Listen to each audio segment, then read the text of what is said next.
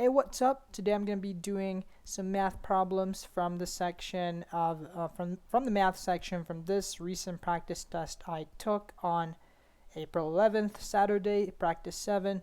I got a 1250 score, 640 on math, and 640 on reading, and 610 on math. So I've already gone through the review of the math section here with the help of Gemini, and I've learned some things. So we're going to go with the section. I'm going to be explaining each problem and what I know when I get stuck. If I do get stuck, which I think of course I will come here to Gemini and practice more problems here. So first step, let's go with the first problem. I got all questions right here from 1 to 10. Let's see, question 1 says that Lorenzo purchased a box of cereal. Okay, so he purchased a box of cereal and some strawberries at the grocery store. Okay, so far we have that Lorenzo purchased two things at the grocery store. Lorenzo paid $2 for the box. Okay, $2 for the box of cereal and $1.90 per pound for the strawberries. If Lorenzo paid a total of $9.60 for the box of cereal and the strawberries. Okay, so he bought these two items and he paid $9.60 for both total. Which of the following equations can be used to find P? Alright, so we want to find P. What was P? P, let me check again. P should be, God, I'm kind of confused. Let me see. Which of the following equations can be used to find P, the number of pounds? Okay, P is I just had to keep reading. P is the number of pounds of strawberries Lorenzo purchased. Okay, so P is linked to strawberries. So we want to find the amount of pounds of strawberries that Lorenzo purchased. And we assume there's no sales tax. So $9.60 is a total. So looking at the options, I see A and B are putting together the P and the $1.90. The $1.90 is from the cereal, and it clearly says that the P belongs to the strawberries. So A and B, we can discard them immediately. C and D, let's look at them. They do have the P here next to the 2, which is linked to the strawberries. What am I saying? No, I'm wrong. All right. So I just made a mistake here, as you can see. The $2 are linked to the cereal, and the $1.90 is linked to the strawberries. So, all right. So let's discard C and D then, because they're linking the P to the box of cereal. So over here for B and A, we have +2, -2. So we want to find that. Well, it's an addition that gives you 9.6. It's not a subtraction, so it's of course A.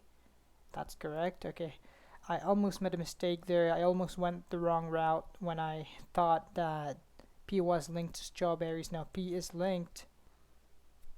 Yeah, I got it. I just was getting confused again, but no. Okay. Question 2 says the function f is defined by function of x, 25x plus 30. What is the value of function of x when x equals 2? So this one's easy. You just have to plug in 2 for x. So 25 times 250 plus 30, 80. That's option C. All right, let's move on. The graph shown gives the estimated value. Okay, we have the estimated value in dollars of a tablet as a function of the number of months since it was purchased. What is the best interpretation of the y-intercept of the graph in this context? So the y-intercept is what's here in the y-axis when x equals 0. And it's asking for the best interpretation of this number here. And saying that it gives the estimated value of the tablet since it was purchased. So the first, when it was purchased at $225, we can see. The estimated value of the tablet was $225 when it was purchased. That's the right answer, of course. The estimated value of the tablet, 24 months.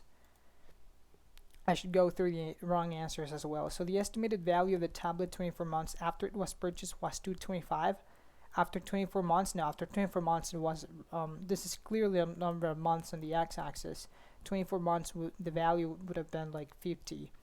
So the estimated value of the tablet had decreased by $225 in 24 months after it was purchased. Well, it decreased from $225 to $50. That's not that's not a decrease of 225, and that's not the best interpretation of the y-intercept anyway. D says the estimated value of the tablet decreased by approximately 2.25. Okay, decreased by 2.25%. We never talk about a 2.25%. So each year after it was purchased. No, we're talking about the y-intercept strictly, and of course it says that it's a value since it was purchased. So you can, if this is the first value, then you can clearly tell this is the value at which it was purchased, the tablet, the initial value, right? Move on. By the way, I have the right answer here. Shouldn't have it there. Okay. Question 4 says which value is a solution to the given equation? Okay, p plus 61 equals 65. Okay, we have p between two lines. That means absolute value, which means that it's always positive, right? It's always positive. Okay, 61, 65. We'll just subtract 61 from 65 to move it to the other side so we can isolate p. 4. 4 is already a positive value, so therefore p is 4, I think. B, right? Alright, A. Why would we divide if this is adding? Then the opposite operation we would do is subtract and not divide. C, 126, I think you're adding them. Why would you add them? No. And 130, definitely no. So move on. I didn't confirm it, by the way, but of course I didn't. I think I did. Triangles E and F, triangles EFG. Okay, we have two triangles EFG and JKL. They are congruent, which means I think if they're congruent, I think their measures are the same. The measure of the angles are the same. So EF and G correspond to G, K, and L respectively. Alright, so yeah, the angles correspond to the other triangles' angles. The measure of the angle E is 45. That means the measure of the angle J is 45 degrees as well. And the measure of angle F is 20. So that must mean that the measure of angle K is 20 as well. And it's asking for the measure of angle J. So we know that a triangle will add up to 180 degrees for all three angles. So we have angle E is 45 and angle F is 20. So there we have 65. 180, which is what they're supposed to add up to, minus 65, the third angle must be 115. Now that's not one of the options.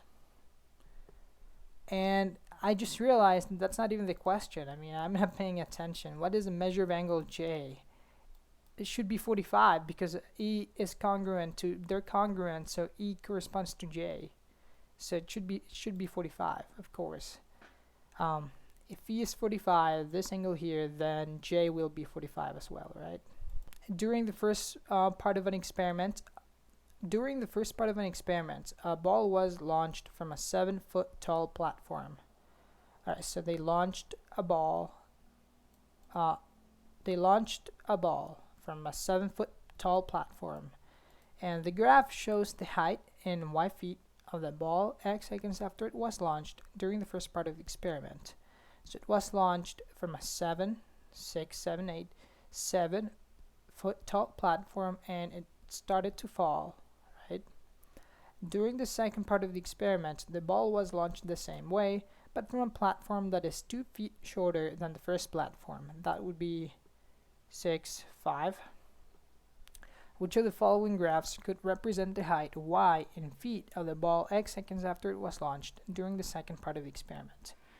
So we have to find which of these graphs could represent the height y in feet of the ball X seconds after it was launched. So I'm looking for a graph that has the y-intercept at 5 because the platform was 2 feet shorter than the first platform. This one says 4. This one has it at 5. This one looks good. This one has it at 9. No. This one has it at 14. So B is the only one that has it at 5, which is 2 feet shorter only than the initial platform or first platform. So we're gonna go with option B. Option B is correct. Okay, move on. The first questions are always easy. That's why I got them all right. Okay, the ratio X to Y is equivalent to the ratio 9 to 5. Alright, so Ratio x to y is equivalent to that ratio. If the value of x is 162, what is the value of y? So one thing that I was getting wrong a lot of the times before this test was that I thought ratio and range were the same. Range is how many numbers there are between two numbers, but ratio is actually more like division, I'd say. Division, right? I think. So when you say the ratio of 9 to 5, you are dividing 9 over 5. 9 over 5. That's 1.8. So equivalent to the ratio 9 to 5. If the value of x is 162, so 1.8 is the ratio of this. So x to y, it's the same ratio. So 62 divided by what?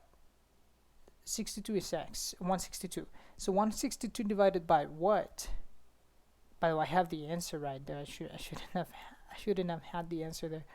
What divided by 162 gives me 1.8? That's what I'm trying to find out, right? Now I'm not entirely sure if this is the best. I can't remember exactly how I did it. I think I divided it by 1.8. Yeah, then I got 90, you see? So you divide it directly by the ratio, and then you try it. 162 divided by 90. About 162 divided by 90, you get 1.8. So it's the same ratio. So ratio and range are different. Ratio is division. Range is how many numbers there are between two numbers. So that's how I got it.